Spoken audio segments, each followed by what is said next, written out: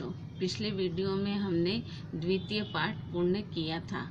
आज हम कक्षा 10वीं का तृतीय पाठ पढ़ेंगे, जिसका शीर्षक है महिषी दयानंद।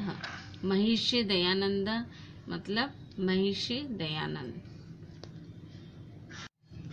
अब हम सबसे पहले पाठ का परिचय देखेंगे। भारतीय संस्कृति संसारस्य पुरातन संस्कृतिषु प्रधानतमा वर्तते।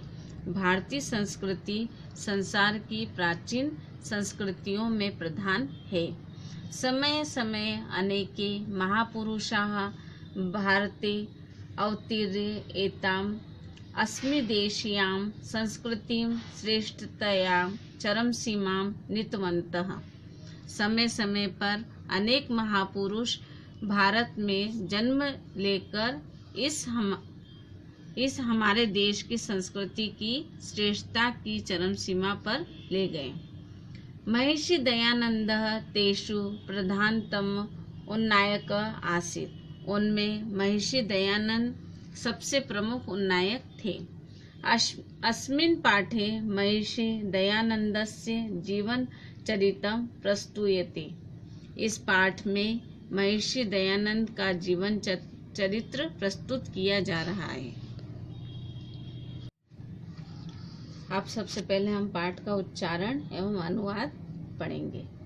महिषी दयानंदस्य जन्म गुजर प्रदेशे ब्राह्मण परिवारे फरवरी मासे 12 दिनांके चतुर्विंशतु अष्टादशतमे ईस्वी वर्षे अभवत्। महिषी दयानंद का जन्म गुजरात प्रदेश में ब्राह्मण परिवार में फरवरी महीने की 12 तारीख को सन 1824 ईस्वी में हुआ था। अस्य जन्म नाम मूलशंकर आसीत्। इनका जन्म का नाम मूलशंकर था। यदा एषः 16 वर्षीय जातः, जब ये 16 वर्ष के हुए, तदा अस्य भगिनी स्वर्गम गता, तब इनकी बहन स्वर्गवासी हो गई। वर्षत्रयानन्तरं चास्य पितृव्योऽपि दिवंगता, और 3 वर्ष के बाद इनके चाचा भी स्वर्गवासी हो गए। गृहे अन्येषु जनेषु विलप्तसु अयं संसारस्य अनित्यतां विचारयन्। घर पर अन्य लोगों को विलाप करते हुए इन्होंने संसार की नश्वरता पर विचार करते हुए कथमम अमरो, कि कैसे अमर होना चाहिए, भवेयम् इति चिंतायामास, यह सोचा। एकस्मिन् दिने मूलशंकरः सहसैव स्वगृहम् अत्यजत्। एक दिन मूलशंकर ने अचानक ही अपने घर को छोड़ दिया। ततो असो देशांतरम विचरन्। उसके बाद उन्होंने एक देश से दूसरे देश में घूमते हुए व्याकरण वेदांतादि अनेक शास्त्राणि विशेषतः योग पद्धति च अशिक्षयत्। घूमते हुए व्याकरण वेदांत आदि अनेक शास्त्र, विशेष रूप से योग की प्रक्रिया को सीखा। विचरण काले अयं नर्मदा तीरे स्वामी पूर्णानंद सरस्वती सकाशात् संन्यास ग्रहणात्। घूमते समय इन्होंने नर्मदा नदी के तट पर स्वामी पूर्णानंद सरस्वती से संन्यास ग्रहण किया।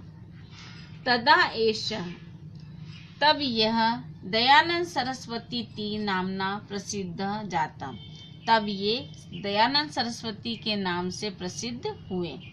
अनंतरम मथुरां गत्वा प्रज्ञाचक्षुः स्वामी विरजानंदात् बहुविधानि शास्त्राणि अशिक्षयत्। इसके बाद मथुरा जाकर ज्ञान नेत्र वाले स्वामी विरजानंद से अनेक शास्त्र सीखे। विद्या समाप्तो गुरुस्त आदिश्यत वत्स विद्या की समाप्ति पर गुरु ने उनको आदेश दिया, वत्स मतलब पुत्र, देशो अयम अस्माकं विद्या अंधकारे पतितो, क्या यह हमारा देश अज्ञानता रूपी अंधकार में घिरा हुआ है। तद गच्छ अविद्या अंधकाराम अपना, इसलिए जाओ अज्ञानता रूपी अंधकार को दूर करो।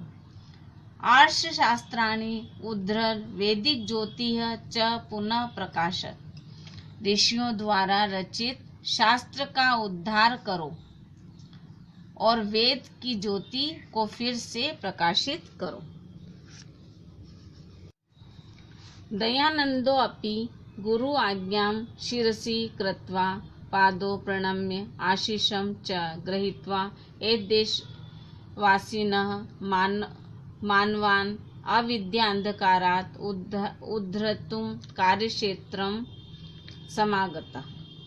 दयानंद भी गुरु की आज्ञा को सिर पर रखकर और पैरों में प्रणाम करके और आशीर्वाद ग्रहण करके इस देश के वासियों के मानवों को अज्ञानता के अंधकार से उबारने के लिए कार्य क्षेत्र में आ गए।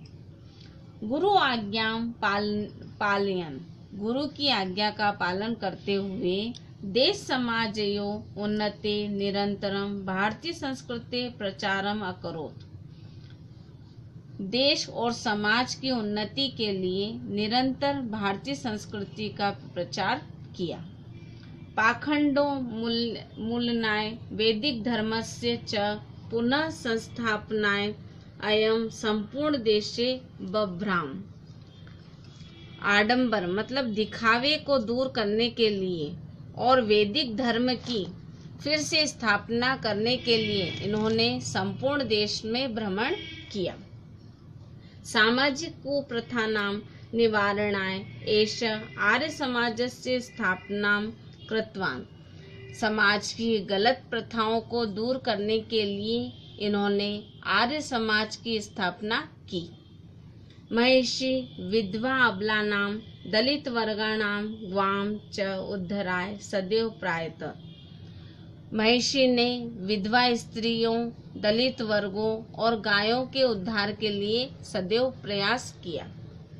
स्वतंत्रता या भावना अपि प्रथमेनैव महिषिणा अस्माकं हृदयेषु जागरिता, स्वतंत्रता की भावना भी सबसे पहले इन महिषियों के द्वारा ही हमारे हृदय में जगाई गई।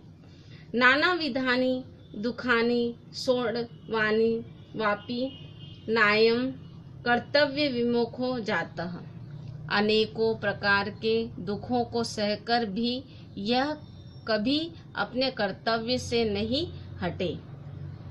येनास्य महापुरुषस्य ख्याति सर्वत्र व्याप्ता, जिससे इन महापुरुष की प्रसिद्धि चारों ओर फैली। अयम महापुरुषः चिरोपेक्षित वेदानां प्रचारम अकरोत्, इन महापुरुष ने बहुत समय से उपेक्षित वेदों का प्रचार किया। एतस्य विशिष्टः संदेशः आसीत्, इनका विशेष संदेश था यत् जना वेदान प्रत्यागच्छेयु, कि लोग वेदों की ओर लौटें। ऋग्वेदादि भाष्य भूमिका सत्यार्थ प्रकाश संस्कार विधि प्रभृति ग्रंथा एतेन विरचिता, ऋग्वेद भाष्य भूमिका सत्यार्थ प्रकाश संस्कार विधि आदि ग्रंथ इनके द्वारा रचे गए हैं। अक्टूबर मासे 30 दिनांके श्रुत्युष्टादशशतमे ईस्वीह वर्षे एषः भौतिकं शरीरं विहाय यश शरीराणम अभवत्। अक्टूबर महीने में 30 तारीख को सन 1883 ईस्वी में यह भौतिक शरीर को छोड़कर यश रूपी शरीर में अमर हो गए, यानी कि स्वर्गवासी हो गए। महर्षि दयानंद सत्यस्य धैर्यस्य ब्रह्मचर्यस्य च मूर्तिरासीत्। महर्षि दयानंद सत्य, धैर्य और ब्रह्मचर्य की मूर्ति थे। एतस्य चरितं सदैव भारतीयानां कृते अनुकरणीयमस्ति। इनका चरित्र सदा भारतीयों के लिए अनुसरण करने योग्य है। एतादृशः महात्मान् सर्वदा विद्या अविस्मरणीयाश्च भवन्ति। इस प्रकार के महापुरुष सदा वंदनीय और न भूलने योग्य होते हैं। इस तरह से आज हमने तृतीय पाठ का उच्चारण एवं अनुवाद पढ़ा। इस तरह से ये आज हमारा तृतीय पाठ पूर्ण होता है।